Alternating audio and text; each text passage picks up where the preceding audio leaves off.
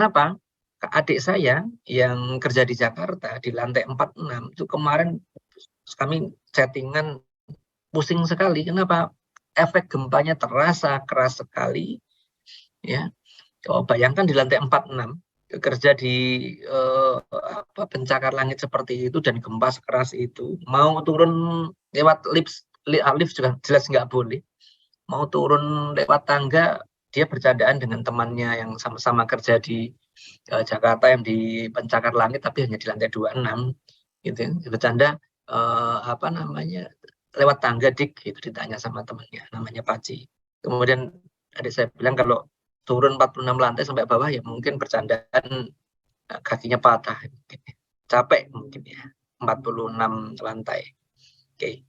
Itu kenapa berpotensi tidak berpotensi tsunami itu penting. Kenapa?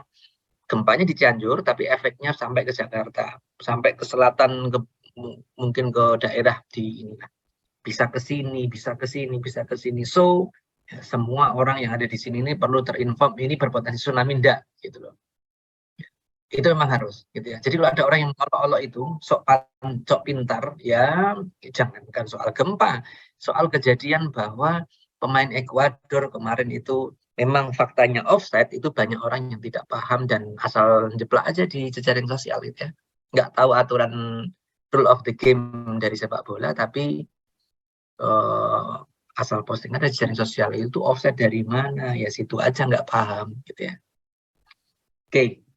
Nah, itu contohnya. Kemudian kenapa bisa terjadi ini dan beberapa orang langsung bisa waktu itu saya berspekulasi penyebabnya. Saya mencoba mencari gambar yang bagus tapi kok nggak nemu ya, yang ada warna yang simple bisa dipahami.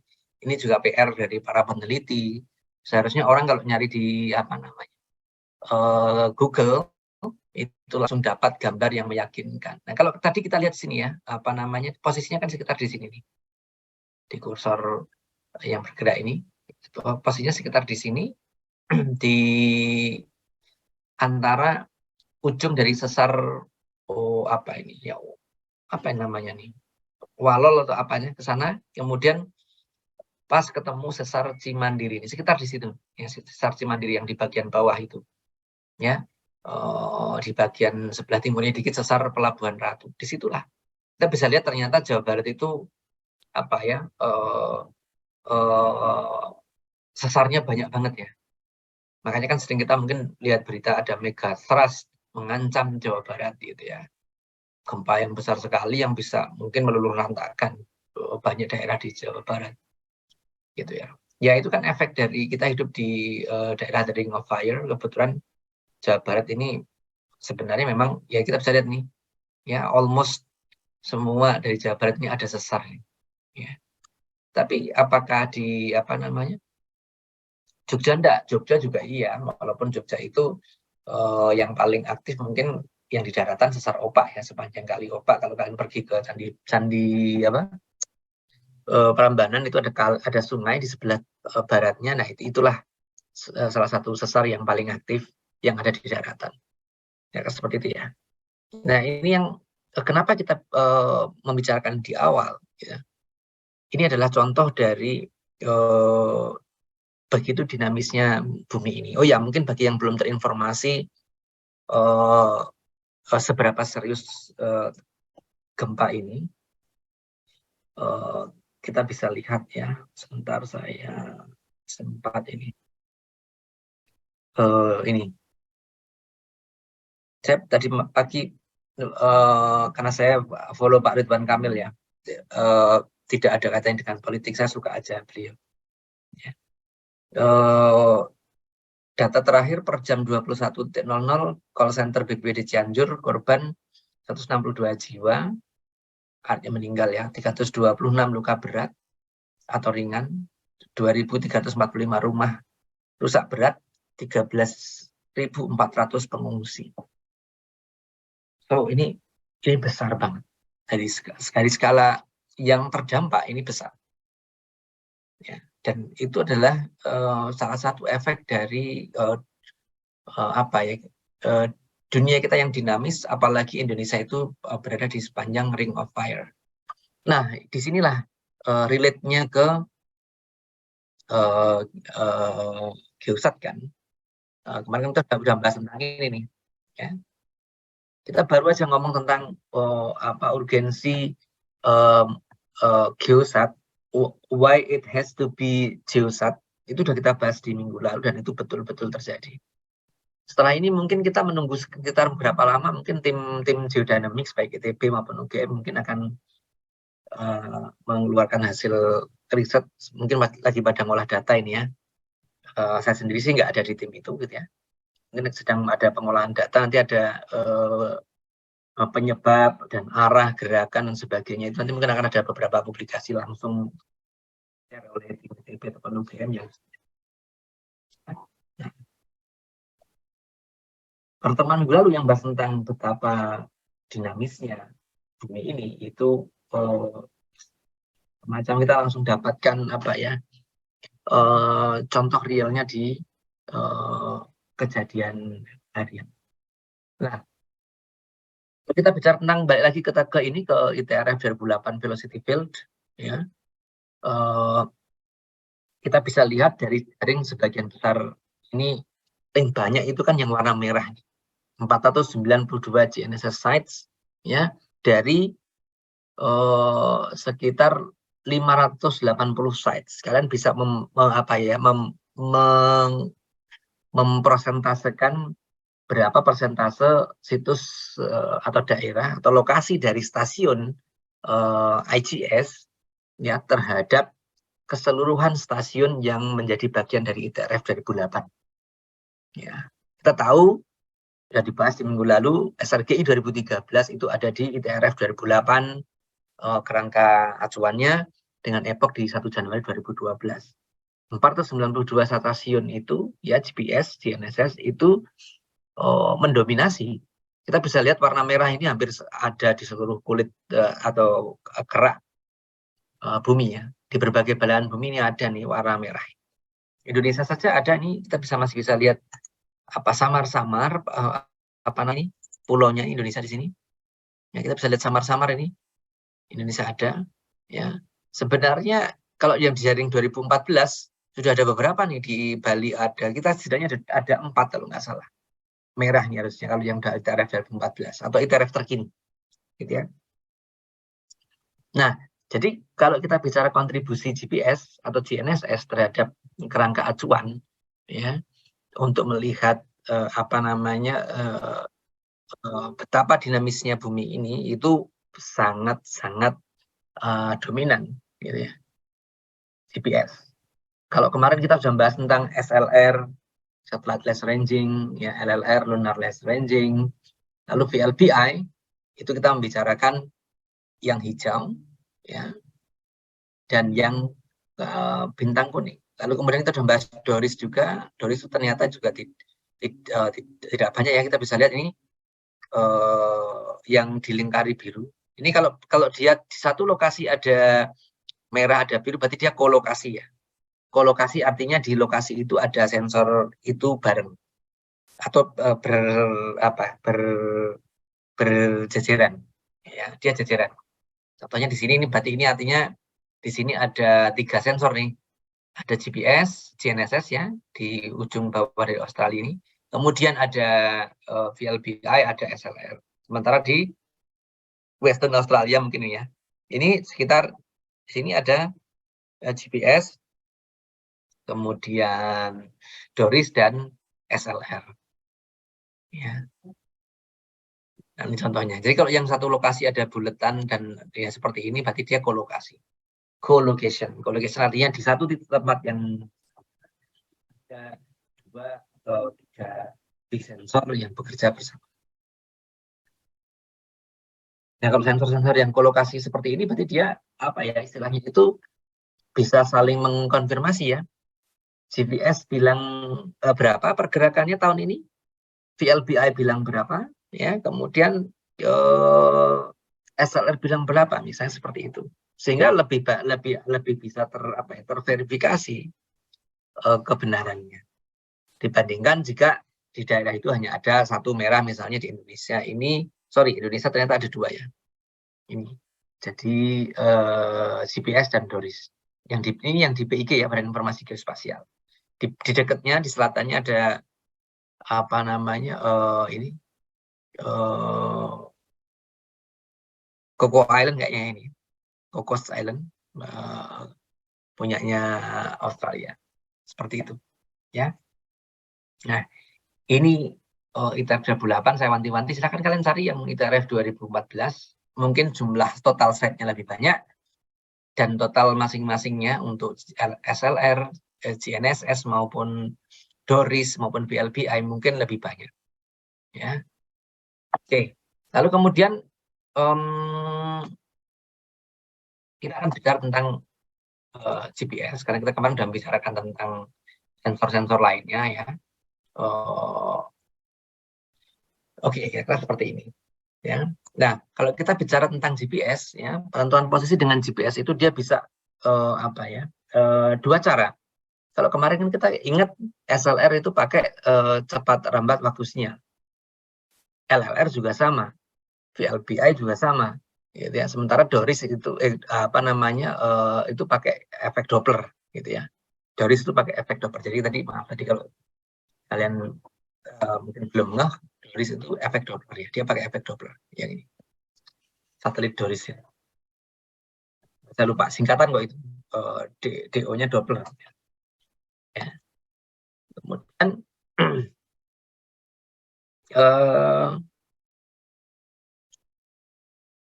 kalau GPS ya dia bisa pakai GNSS itu bisa pakai dua prinsip, bisa pakai kecepatan rambat sinyal, bisa pakai fase sinyal ya. Nah ini kira-kira seperti ini ya.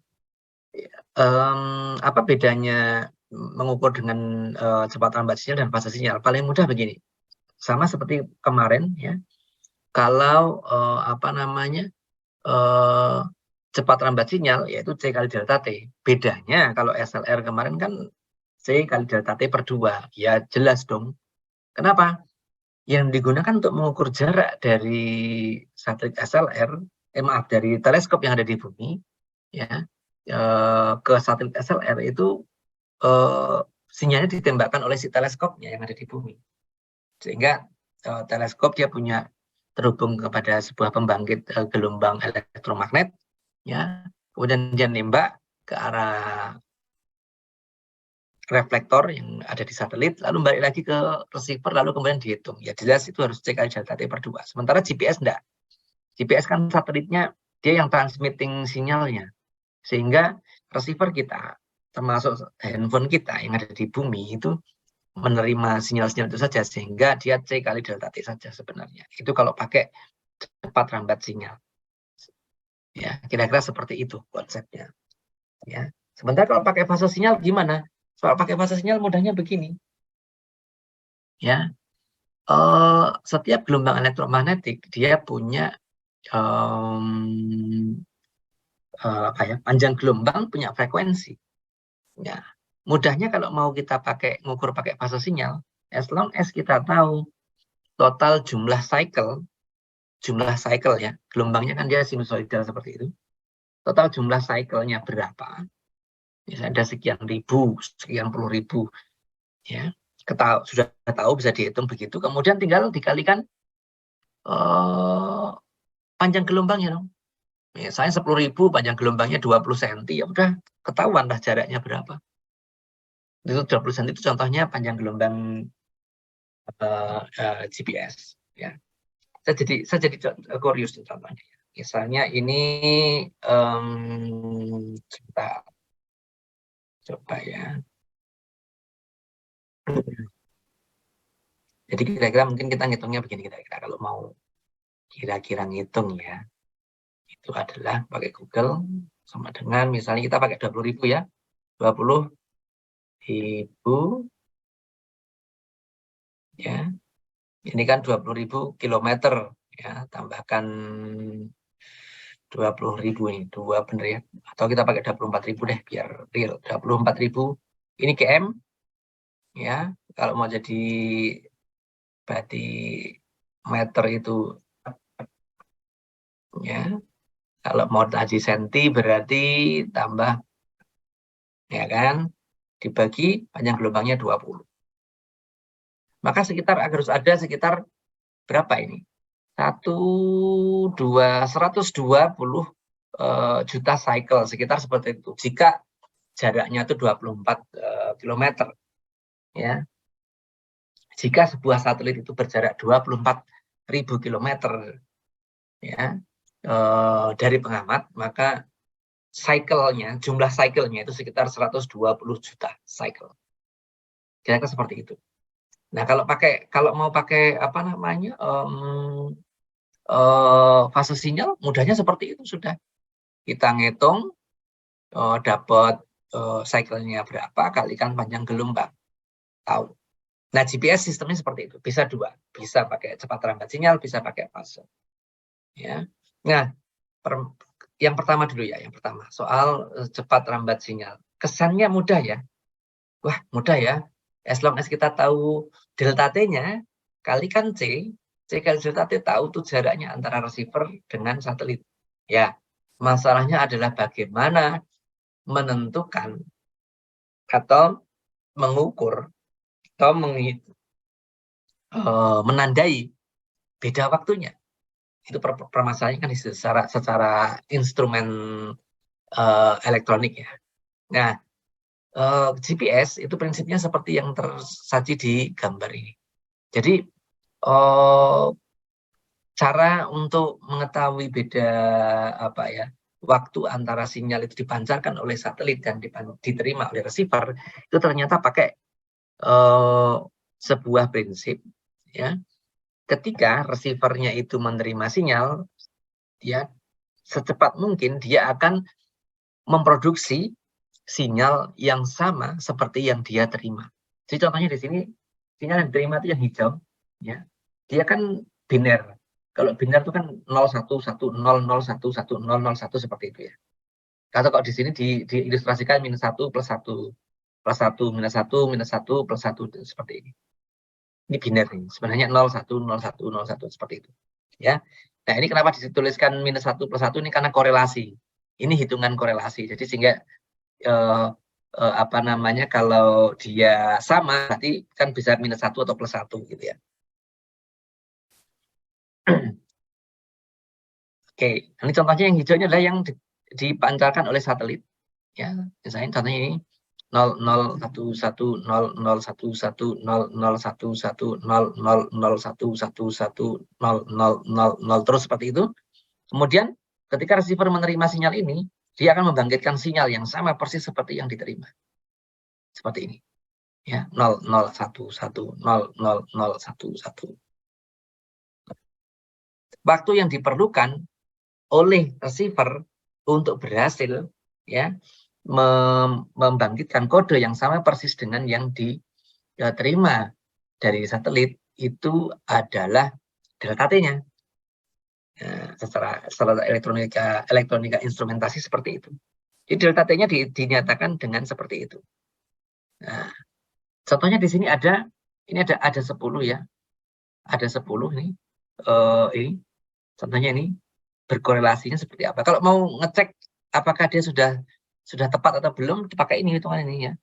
Ini -1 -1 berarti +1 +1 +1 berarti +1 semuanya. Seterusnya ya. Kalau ada yang tidak tepat, ya misalnya contohnya ini. Mana nih ada yang nggak tepat ini? Ah, ini nih. Ya, ini kan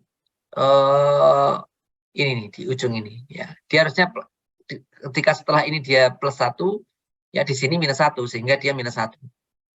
Ya, sehingga ini mengurangi korelasi, nilai korelasinya. Kita bisa lihat nih dari 10 kali checking kode yang dibangkitkan oleh receiver dibandingkan dengan yang diterima, itu hasil korelasinya 0,40. Kita tahu belajar matematika, belajar statistik, jika korelasinya 0,4, maka ini belum berkorelasi dengan baik. Ya. Selang waktu yang diperlukan oleh si receiver untuk membangkitkan sinyal yang sama, artinya berkorelasi ya, harus berkorelasi kuat antara yang dibangkitkan dengan yang diterima. Itu adalah selang waktu sinyal dipancarkan oleh satelit dan diterima oleh receiver. Kira-kira seperti itu. Jadi ini gampangnya nilainya harus di atas 0,5 ini. nilai korelasinya. Gitu ya. Ini yang pakai cepat lambat singkat. Kira-kira seperti itu. Ya. Prinsipnya tadi saya sampaikan ya, jaraknya dinyatakan dengan R aksen sama dengan C kali delta T. Kita tahu kecepatan cahaya, delta T sama waktu antara sinyal dipancarkan satelit dan diterima oleh receiver. Kemudian R aksen itu adalah pseudo range. Disebut pseudo range karena pseudo dan range. Ya, pseudo itu artinya semu, range itu artinya jarak. Ini jaraknya sifatnya semu. Kenapa? Karena ya tidak nyata. Ada kesalahan-kesalahan yang tidak dimodelkan di pseudo range. Ya. Kira-kira kalau pseudo range terukurnya adalah R aksen, maka jarak dari receiver ke satelit itu adalah ya R bintang sama dengan R aksen ditambah delta R, di mana delta R ini adalah koreksi jarak karena bias ya antara jam receiver dengan jam satelit. Ya, kesalahan-kesalahan yang muncul dinyatakan dengan delta R koreksi jarak karena bias antara jam receiver dengan jam satelit. Ya. Kemudian lebih mendalam nanti akan dibahas di kuliah semester depan tentang GPS. Tapi prinsipnya lah seperti ini kira-kira. Kalau kita ngukur jarak ke apa namanya ke 3 satelit, sementara kita ingin menentukan posisi secara 3 dimensi, ya bisa dinyatakan dengan X, Y, Z, maka sebenarnya cukup ya 3 unknown akan diselesaikan dengan 3 persamaan. Ya, tapi permasalahannya adalah tadi untuk pengukuran jaraknya ini kita kan nggak pakai meteran ya. Ini kan saya bilang ini ilustrasinya mirip seperti ilmu ukur tanah, seperti survei teristris.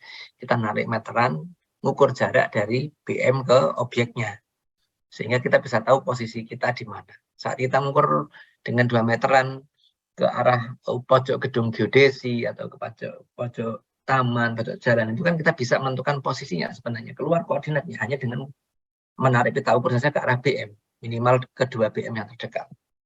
Prinsipnya seperti itu sama. Ya, bedanya kalau itu 2 dimensi, waktu kalian mengukur pakai meteran, kalau ini 3 dimensi nih. Sehingga perlu mengukur ketiga BM. BM-nya bukan patok pilar tapi satelit. Permasalahan berikutnya, ukur jaraknya nggak pakai pita ukur, ya. Ukur jaraknya pakai sebuah perhitungan yang melibatkan komponen waktu T, sehingga sebenarnya anonnya ada 4, X, Y, Z, dan T. Sehingga kenapa perlu 4 satelit? Ya, seperti itu. Ya.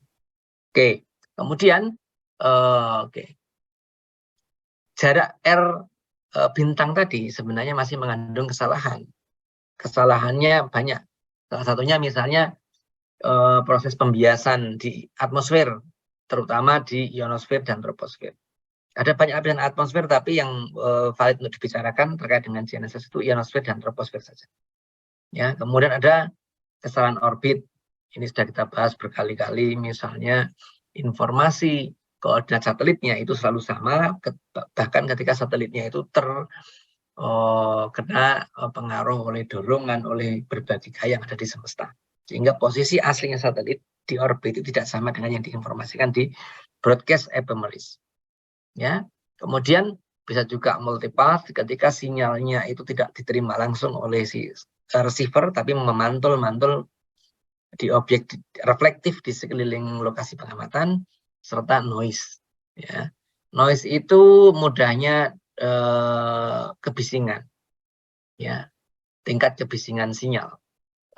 Mudahnya kalau ada yang hadir di pengajian atau anak band main musik gitu ya, bunyi desis dari audio pengajian atau saat kita main band ada seperti itu adalah noise, gitu ya. Dan noise itu tak terhindari di setiap komponen elektronik, pasti ada noise-nya. Semakin bagus bahan yang dipakai, noise-nya semakin kecil. Semakin terkondisi suhunya, nggak panas, suhunya makin terjaga, itu makin aman. Noise-nya stabil segitu aja. Tapi semakin panas, semakin memanas sirkuit elektroniknya, maka noise-nya makin besar. Seperti itu. Maka penting dalam sirkuit elektronik itu pendinginan yang mumpuni terhadap boardnya. Ya, sehingga karena ada kesalahan-kesalahan ini kalau diperhitungkan maka jarak dari receiver ke satelit itu adalah seperti ini. Ya. R sama dengan R aksen ditambah delta R ionosfer ditambah delta R troposfer ditambah multipat ditambah noise ditambah delta R. Ya. Dengan mengganti R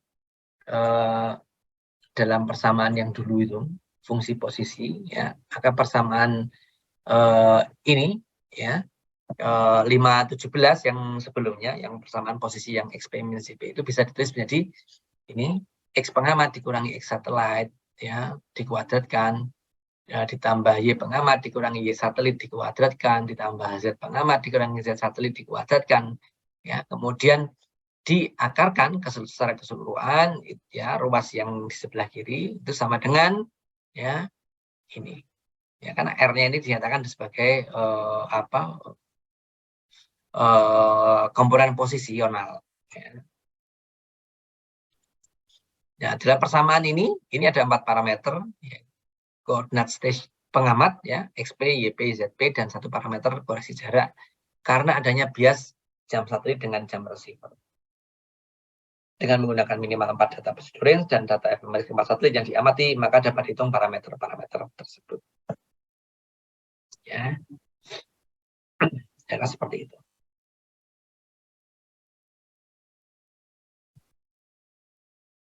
Oke, kemudian itu jika pakai waktu rambat sinyal. Bagaimana kalau pakai fase? Tadi kan saya menyampaikan di depan GPS itu bisa pakai cepat rambat sinyal yang prinsipnya pakai ini. Ya. Bisa juga pakai fase. Ya, kalau pakai fase prinsipnya ini. Ya. Prinsip fase tadi ilustrasi mudahnya adalah kalau kita tahu jumlah total cycle-nya ada 12 juta, maka kalikan panjang gelombangnya 20 cm. Kita tahu itu tingginya sekitar 24.000 km dari kita atau jarak sebenarnya ya. Jarak satelit ke satelit itu jarak sekitar 24.000 km. Kira seperti itu. Tapi untuk mengetahui jumlah cycle-nya itu yang menjadi permasalahan. Berapa sebenarnya jumlah cycle gelombang sinusoidal? Karena dia kan gini gampangannya. Kita bayangin ya, ketika ada sinyal menjalar dari satelit ke arah receiver kita, ya, bisa saja ada yang pecahan, ada yang genap. Sebenarnya permasalahannya adalah pecahannya berapa, lalu jumlah total gelombang yang genap itu total ada berapa. Gitu. Ya. Kalau kita berhasil gampangnya menghitung jumlah total gelombang yang genap, ya, kemudian tidak berhasil menghitung jumlah gelombang yang pecahan, ingat, satu gelombang 20 cm banyak GPS. Ya, salah satu sinyal dari GPS. Satu gelombang panjangnya 20 cm sinusoidal. Kalau kita bisa menghitung total jumlah yang satu siklus sinusoidal lengkap itu ada berapa, aman. Tinggal yang ada tadi mungkin ada sebagian dari begitu banyak cycle itu yang dia itu mungkin hanya 1/4 kah, 1/6 kah, 1/8 kah, itu berapa. Jika kita berhasil menghitung yang genap-genapnya tadi berapa jumlahnya, setidaknya cukup aman. Kenapa? Kalau kita salah tadi menentukan sebenarnya yang tidak teramat lainnya itu misalnya yang 1/4 tadi. Kalau kita salah itu kan bisa terbulatkan ke atas atau ke bawah. Artinya apa? Ya salahnya ya kehilangan satu cycle. Salah melakukan proses integerisasi ya. Karena nilainya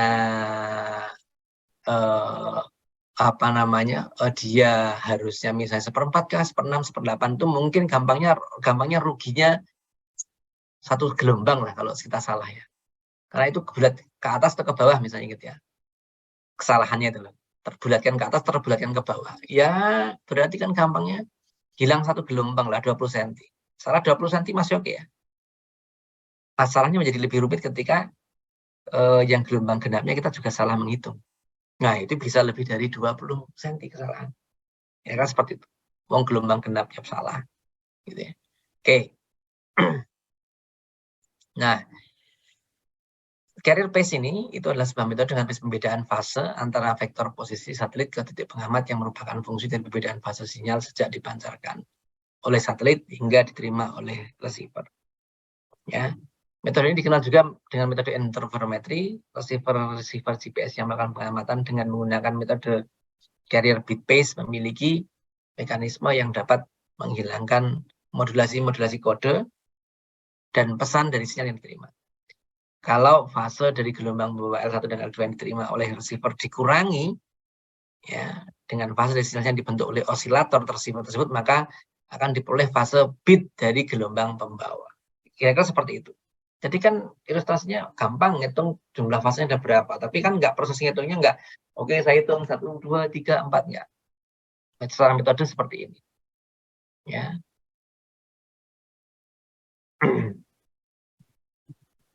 Bila fase dari gelombang bawah yang diterima oleh receiver dikurangi dengan fase dari sinyal yang dibentuk oleh osilator. Jadi sebenarnya kalau tadi itu apa ya, relasi ini, kalau fase mirip, ini juga bikin gelombang kan membangkitkan gelombang yang sama, ya. Dibandingkan juga sama. Ya, bedanya kalau tadi tinggal ngitung korelasi ini, kalau ini enggak. Ya. Kalau yang ini dia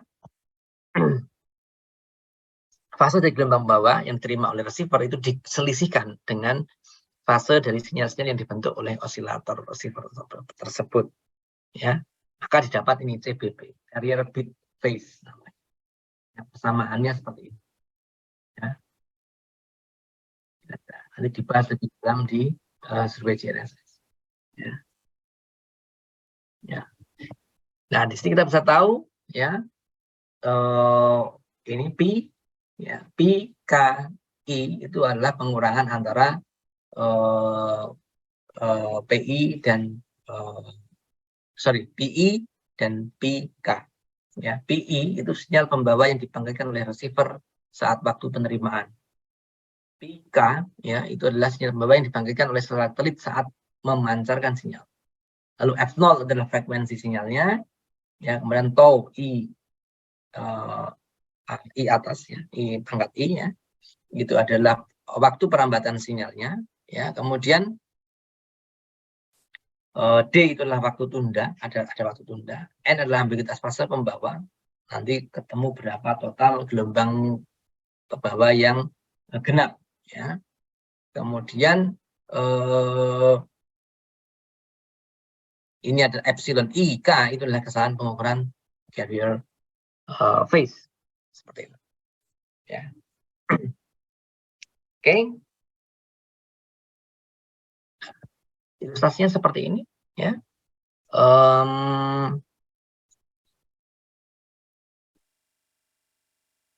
Ini adalah carrier phase yang datang dari satelitnya, ya, dalam posisi di Doppler shifted, ya, pakai efek Doppler seperti ini, ya.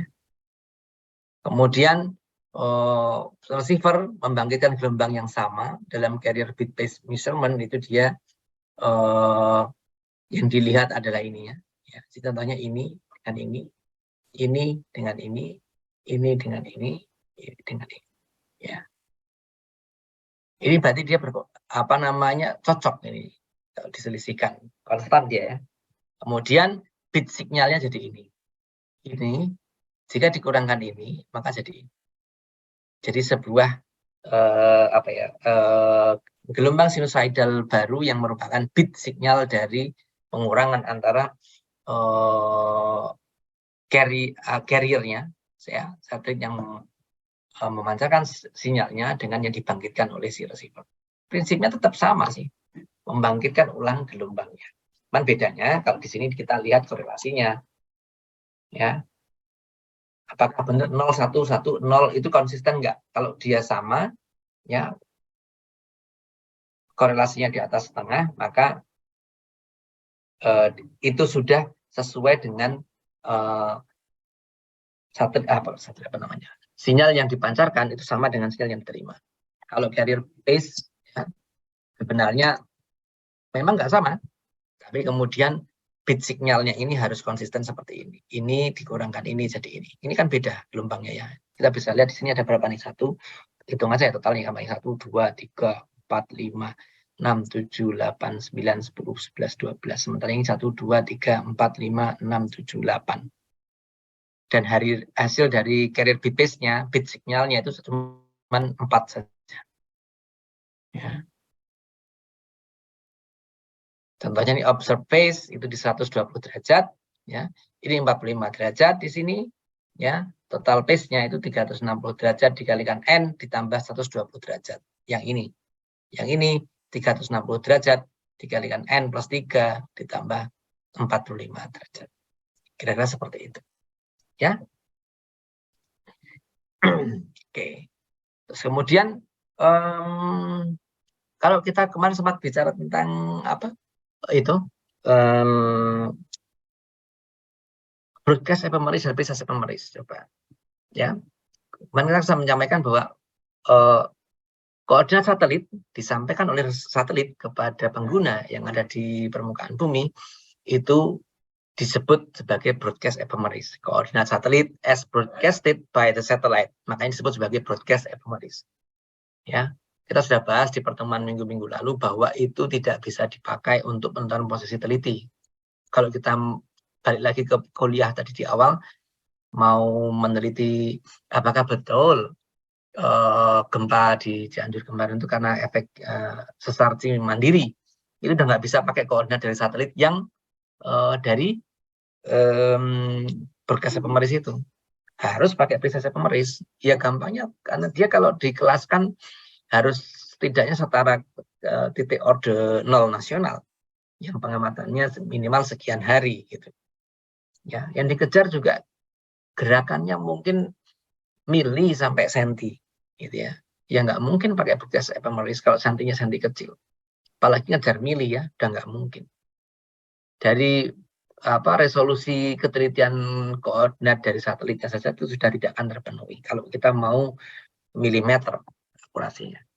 Sehingga harus pakai presisi ephemeris. Nah, presisi ephemeris ini salah satunya itu di-generate dari seluruh stasiun IGS yang merah-merah ini, setor data ke IGS, lalu kemudian dia modeling kesalahan dari setiap satelit GNSS. Ya. Setelah dimodeling kemudian jadilah produk-produk seperti yang saya pernah tayangkan di pertemuan di slide sebelumnya. Ini saya share sekalian setelah ini. Ya. Di slide sebelumnya yang bahas ini. Oke, ini kalau kalian lupa. Bentar ya. Yang ini.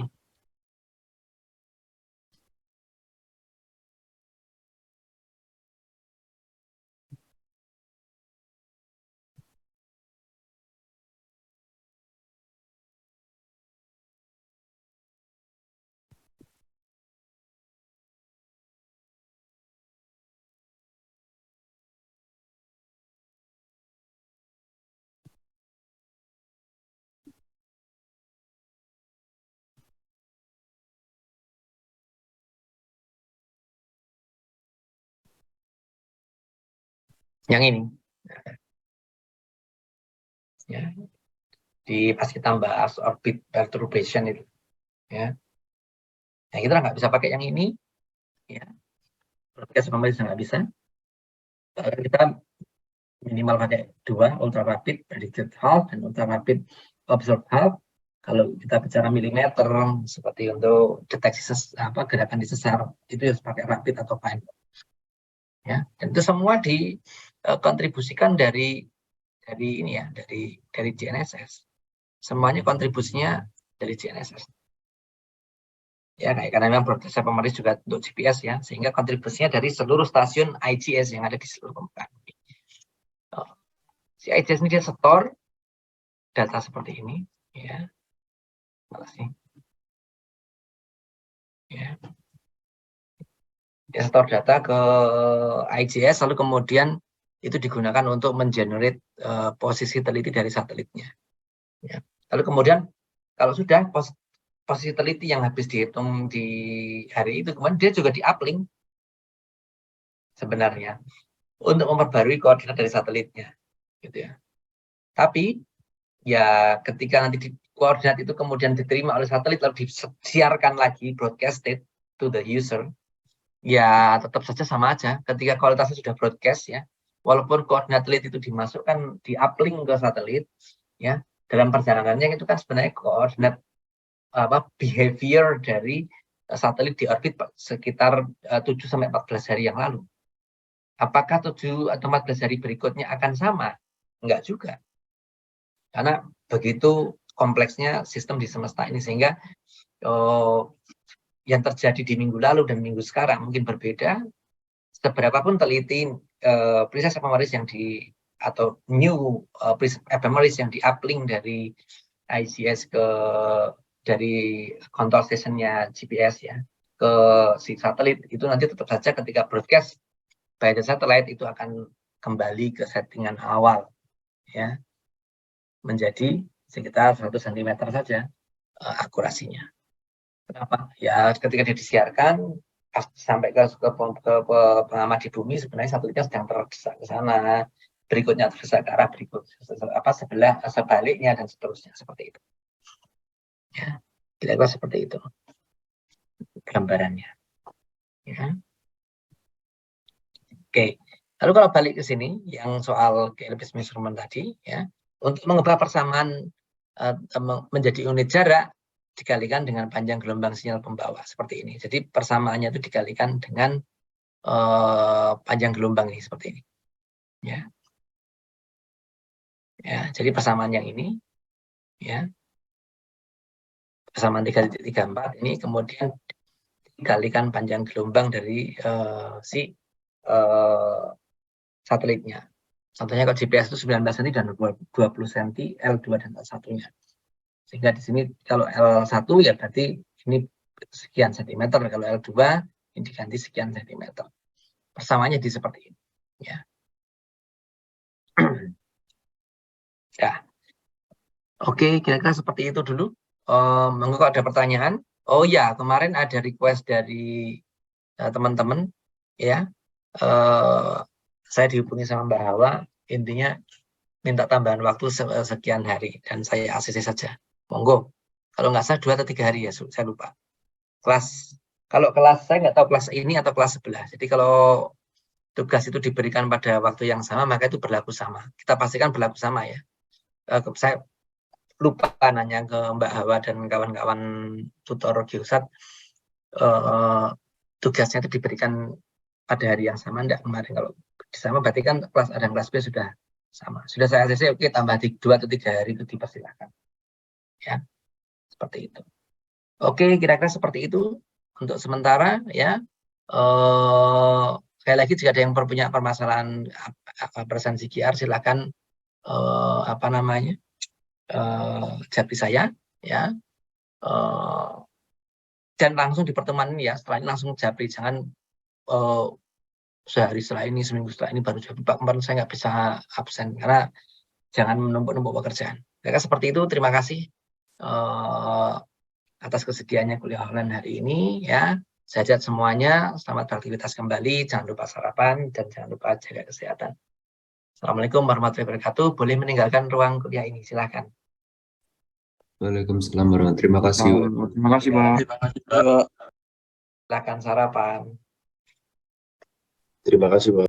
Sama-sama, Irfan.